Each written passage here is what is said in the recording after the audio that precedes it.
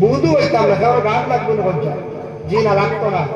এর লাগে খুশবু লাগাইয়া জুমার দিন সুন্দর হইয়া আল্লাহর কাছে আপনার আমার যাইতাম, সুন্দর হইয়া যাওয়ার চেষ্টা করতাম জুমাবারে।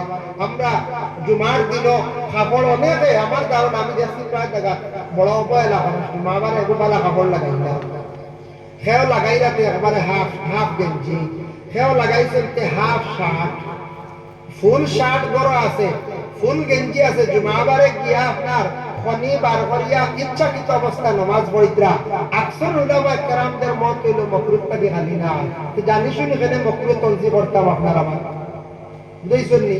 এর লাগে নমাজ পড়িতে হাত পরা কাপড় দিয়ে নমাজ পড়তাম, পরিষ্কার সুন্দর কাপড় দিয়া আপনি আমি নমাজ গান্দা সুন্দর করে পড়িতাম, সুন্দর হইয়া আল্লাহর দরবারে হাজির দিতাম।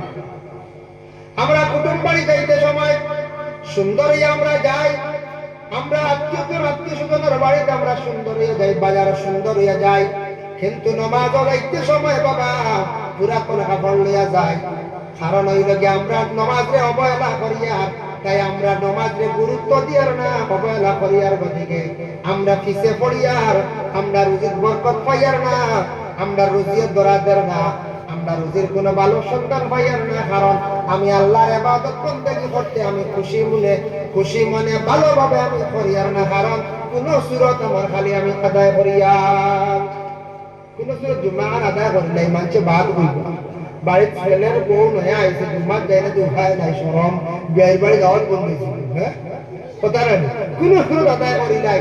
ইলাও আসো ফুসকুরুলির গিয়ে গোসল করিয়া ভারত থেকে খাবো, হিন্দি হিন্দি দেখতে ইলা আপনি নেন কিয়র খুশবু মাগা, কিয়র তেল মাগা, কিয়র কাপড় মাগা, হমুকা যাইত তো কি হবো আমার বেখা হিমাদি চিত্রি উড়া কাপড় নিয়ে গিয়াও মসজিদের নামাজ পড়া সুন্দর হইয়া আল্লাহর দরবারে হাজির দিতাম।